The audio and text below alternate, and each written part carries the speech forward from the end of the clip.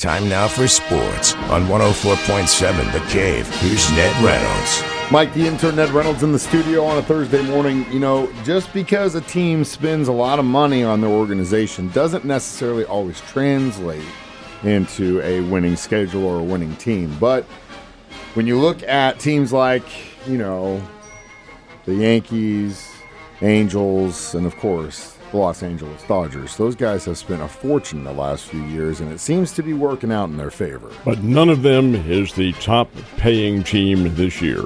It's interesting. Ask Kansas City Chiefs. They do the same thing with their salary cap to get underneath the salary cap. They defer a lot of their payments. Well, that's exactly what the Los Angeles Dodgers have done.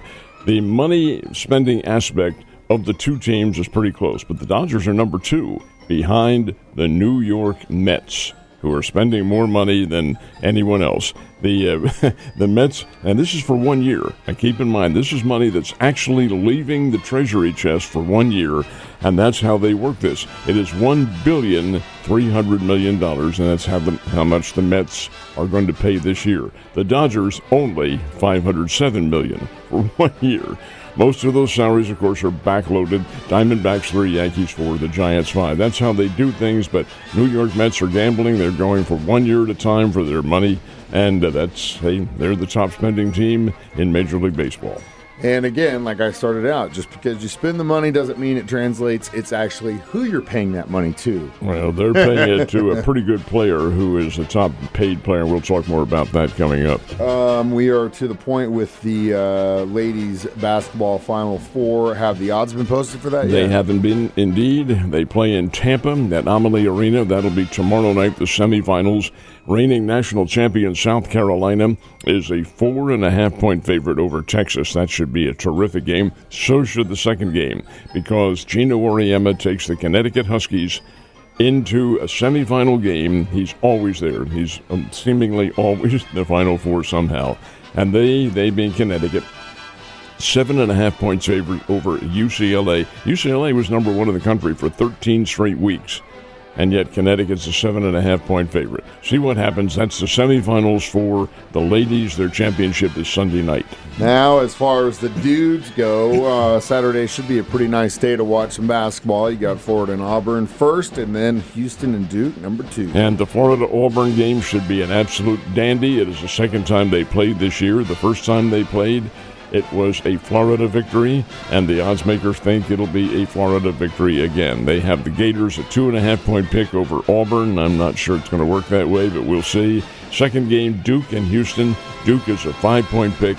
Watch out. Houston plays very, very, very tough defense. They're big, they're strong. Their offense may not be as good as Duke, and they may not be as good as Duke as a team. But we will find that out on Saturday afternoon. Definitely will. I think the bigger question above all this is how much, or I guess how many chocolate chips are you putting in on these? Ned Reynolds does not have any chocolate chips left. Already? They're all gone. They're wiped out. I have nothing to spend. Just sent Uncle Sam his tax check, I see. Morning, both the Cardinals and Royals were able to get their games in yesterday, despite pretty much all the country dealing with some sort of storm or another. At one point, Cardinals were tied 5-5, and then all of a sudden, one team just put it in 5th gear and took off. And the Cardinals were the team that did put it in that 5th and 6th and overdrive gear, because they roared past the Angels with 7 runs in the 8th inning and a career day. This guy's never had a day like this. Career day for Ivan Herrera, who had 3 home runs, 6 RBIs. I got to watching him hit. I said, you never hit that way for the Springfield Cardinals when you were down here. What is this? Well, he's got his stroke going, and he blasted 3 of them into the seats. And the Cardinals win it by a score of 12-5. They go on the road now to Boston, day off today. But after that, they have a weekend series with a very good Boston Red Sox team. Now, the Royals had trouble getting any offense going, which is interesting because they can hit the ball. But Freddie Peralta, who was pitching for Milwaukee yesterday, is pretty doggone good. So is Cole Reagans of the Royals. He was equally as good. Scoreless game until very late. And each team scored a run. They get to the 10th inning, and wouldn't you know it, small ball wins the game. The Brewers laid down a safety squeeze bunt. It worked. The winning run crosses the plate.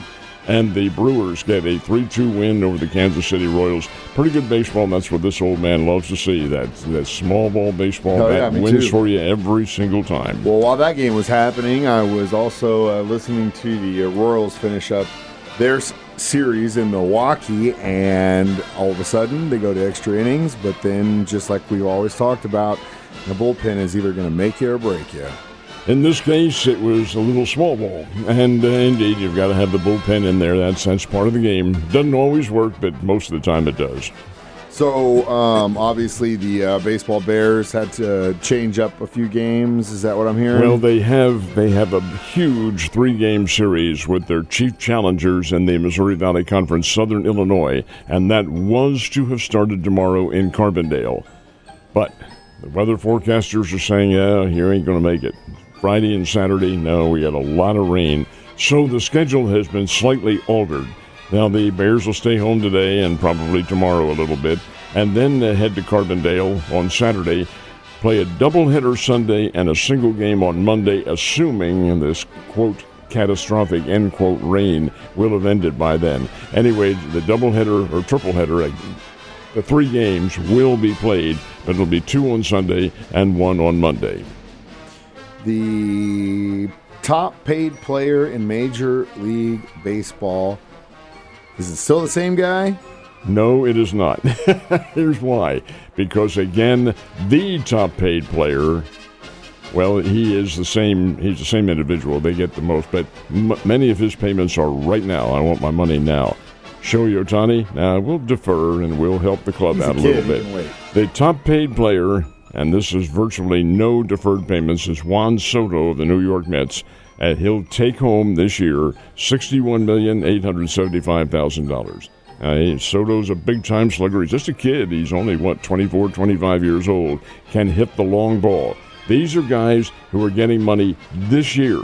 Now, Soto gets something like $28 million. I'm sorry, Ohtani, I should say, gets something like $28 million. He can live on that.